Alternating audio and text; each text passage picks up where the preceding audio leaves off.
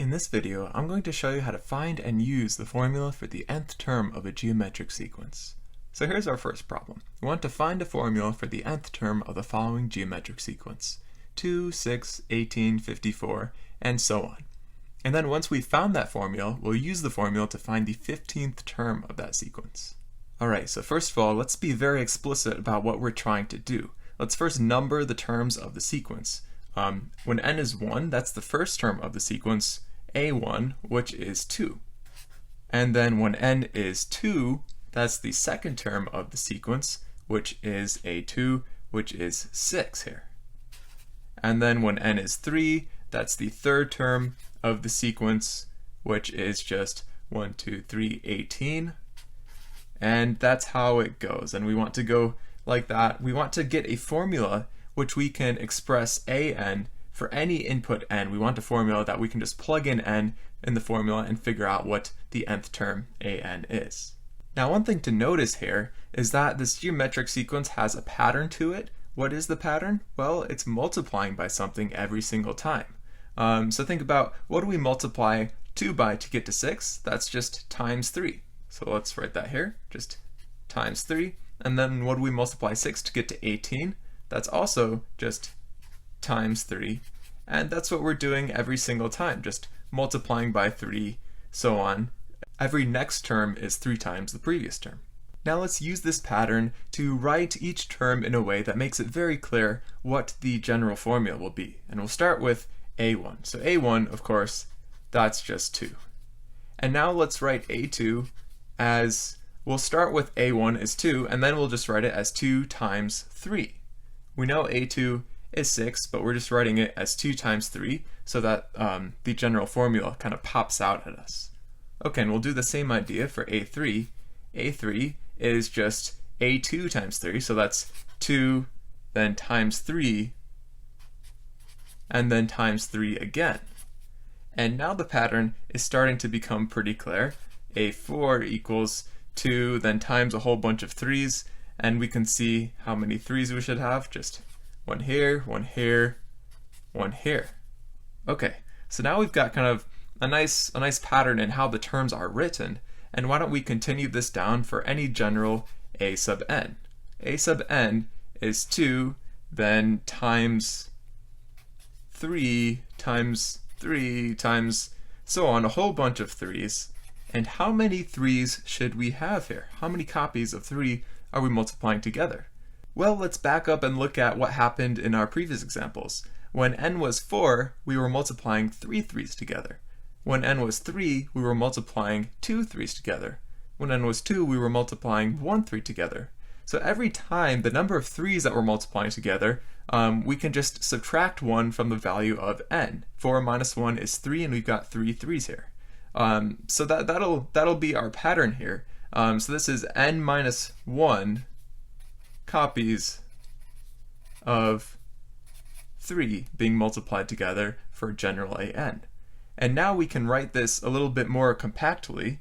Let's write it again. So an equals 2, and then times 3, and then we'll write the n minus 1 copies of 3 as a power of 3.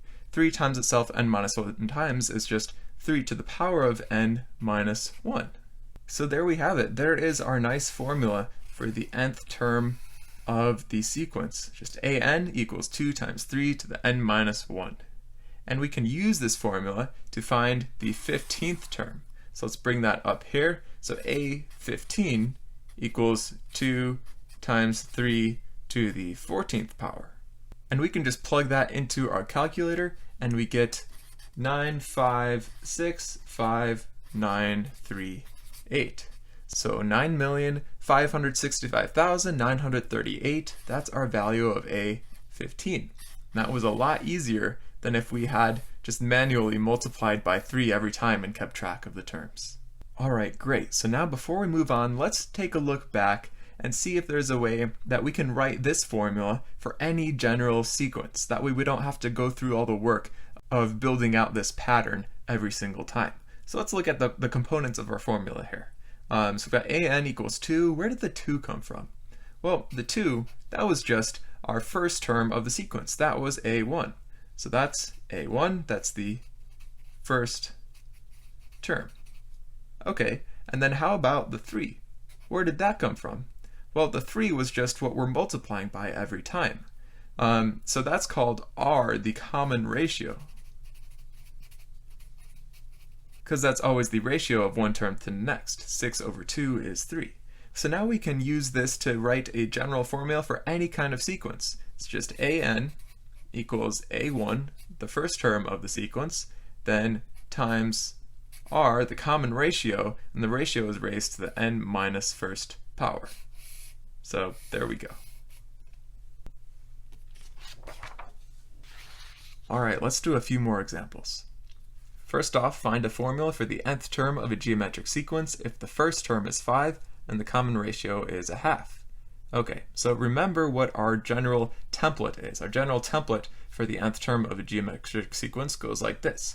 an equals a1, the first term, and that times r, the common ratio, and r is raised to the n minus first power. So now it's just a matter of taking information from the problem and subbing it into our formula. So first of all, we've got an equals a1. What's a1? Well, a1 is just the first term, and it says right here that the first term is 5. So a1 equals 5, and then that times the common ratio to the n minus first power. And what is the common ratio? Well, it says right here, the common ratio is 1/2. So 5 times 1/2 to the n minus first power. And there we go. That's it. That's our formula for the nth term. Alright, next example. We want to find the 10th term of the following sequence. 2 4/3, 8/9, 16/27, and so on. So why don't we go ahead and find the formula for the nth term, and then we'll just have to plug in n equals 10. Alright, so we'll start off with our template again for the nth term. an equals a1 times r to the n minus 1.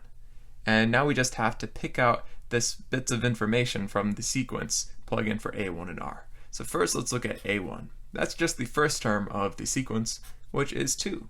So an equals a1. a1 is just 2, and then we're multiplying by r to the n minus first power. So times r to the n minus 1. What is r here?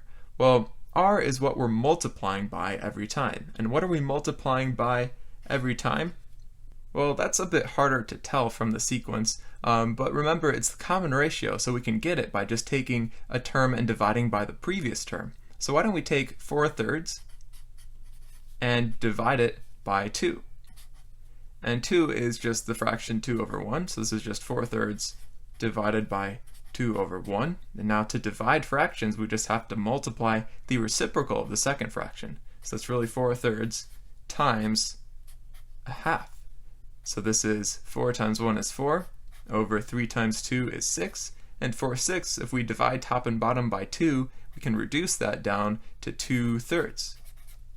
So 2/3 should be our value of r. So let's write that down. So we're multiplying by 2/3 every time. We can even check ourselves. The next term, when we take 4/3 and multiply that by 2/3, do we get 8/9? Well, 4 times 2 is 8, and then 3 times 3 is 9. So yeah, so times 2/3 every time, it looks like that's what the sequence is doing. So there we go, that's our value of r. r is 2/3, and we're raising that to the power of n minus 1. Okay, so now let's go ahead and find that nth term. So we'll plug in n equals 10 into this formula here, get a10 equals 2 times 2/3 to the power of 10 minus 1, which is equal to 2 times 2/3 to the power of 9.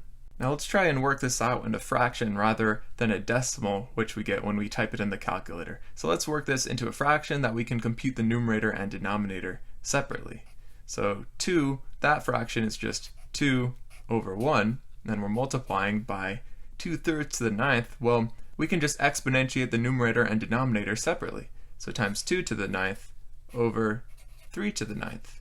Okay, and then that is equal to, well, 2 times 2 to the 9th is just another 2 being multiplied, so 2 to the 10th. And then 1 times 3 to the 9th is, of course, just 3 to the 9th. And we can go ahead and input this into our calculator and find the numerator and denominator, the result is we get 1,024 divided by 19,683. So there we go. There is our final result. There's our 10th term in that sequence. So now we know how to find and use the formula for the nth term of a geometric sequence. And in the future, we'll continue to learn other ways in which we can use the formulas for geometric sequences.